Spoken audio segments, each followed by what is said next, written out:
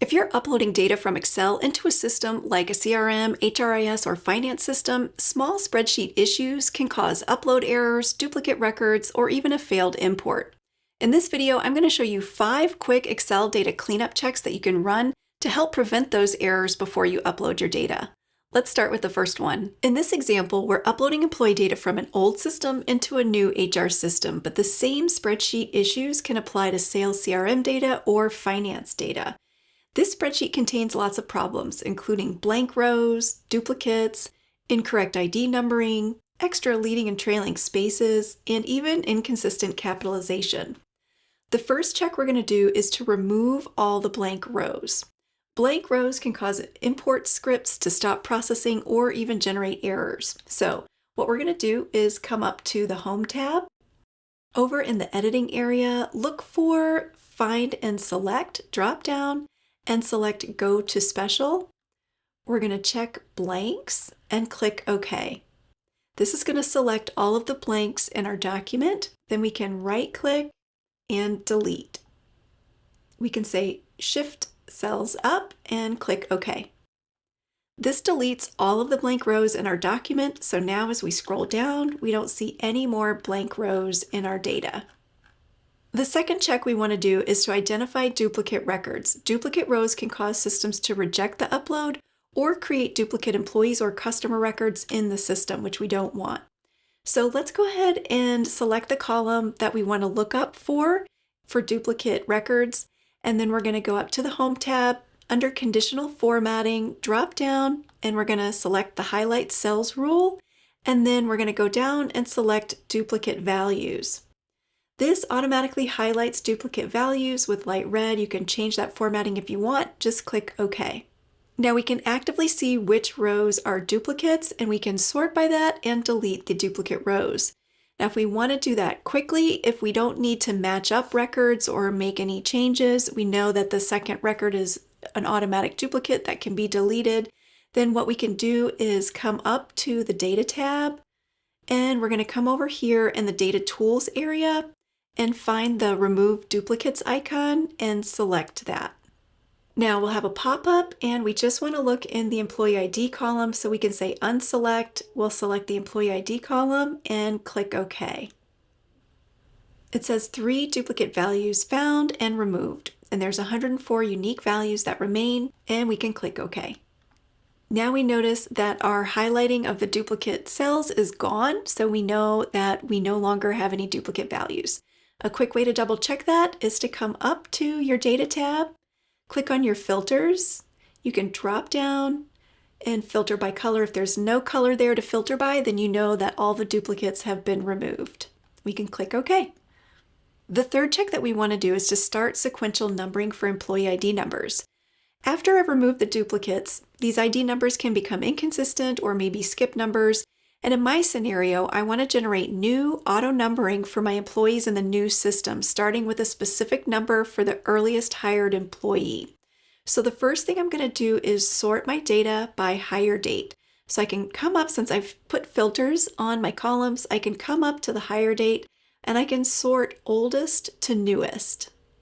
And this will have the earliest hire date up here at the top. And so then I can start auto numbering with this employee record. We'll right-click column B and insert. Now I'm going to use a sequence formula to generate the new ID numbers. So I'm going to come up to the first cell and I'm going to type equals sequence, open parentheses. Then we're going to enter count A, open parentheses, and we're going to select column C, close parentheses, comma 1. Comma, and then the numbering that I want to start with is 100,001, and then I'm going to close parentheses and hit enter. Now this sequence formula automatically spills down, and the first argument in the sequence formula up here tells Excel how many rows to number, so we use count A because it counts all of the non-empty cells. The second argument is the number of columns, so that's 1. And then the third argument is the starting value. So that's the number I wanted to start with. And then the last argument is the step which is optional. It increases by 1 for each row in our data set. And again, when you hit enter, that formula spills all the way down. Now what we want to do is we want to copy the values into the employee ID number. So we're going to be replacing that employee ID number with the new auto-generated sequence numbers. So now I'm going to select the first cell with the sequence formula. I'm going to hit Control-Shift down arrow to go to the end of my data set. I'm going to hit Control-C to copy. Then I'm going to come back up, come over here on my first column, cell A2, and hit Control-Shift-V to paste values.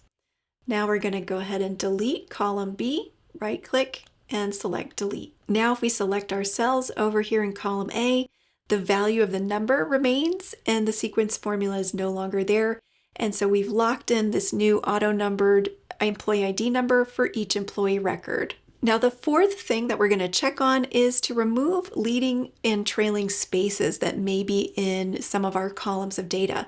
So notice here that we have a column here where last name has a couple of extra spaces leading up. This could be just from the way the data was entered in your old system or how the old data queried out of the old system, but we definitely don't want that to go into the new system with those extra spaces or to have this data error out. So what we want to do is we want to create a helper column. I'm going to go over to column D and right-click and insert.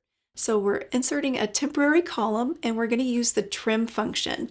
We're going to type equals, trim, open parentheses, and just select the cell over here on the left with the last name and close parentheses and hit enter. And then I'm just going to select that, bring my cursor over to the fill handle and double click to copy that trim formula down. So now we notice that these extra spaces and a few of these cells have been corrected. So we also want to copy and paste the values into the last name cell. So now that we have this selected, we're going to click Control-C to copy, come back over to the column C with last name and hit Control-Shift-V to paste values, and those fixes are already in place. So now we can delete that extra column with the trim formula. Now before we look at the last check, if you're finding these Excel tips helpful, be sure and subscribe to my channel. Now the last one is a common issue that causes a lot of messy data to be entered into your new system, and that is standardizing your text formatting. We want to correct and standardize all of our text formatting for certain field values. Systems are often going to expect a consistent capitalization, plus you just want your data to be clean in your new system.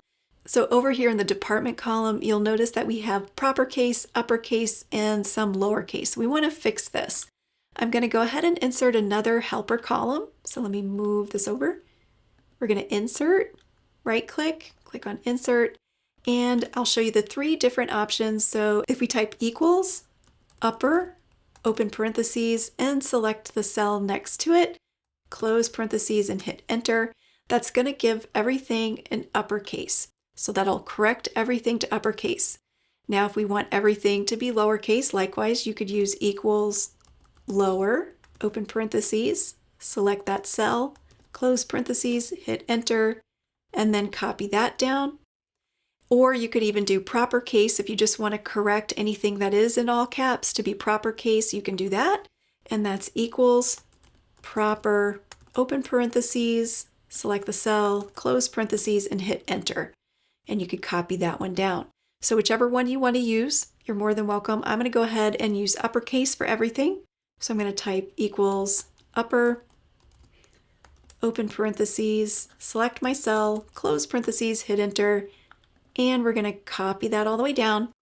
And now we're going to Control-C to copy, and we're going to come over here and hit Control-Shift-V to paste values, and now we can delete the helper row.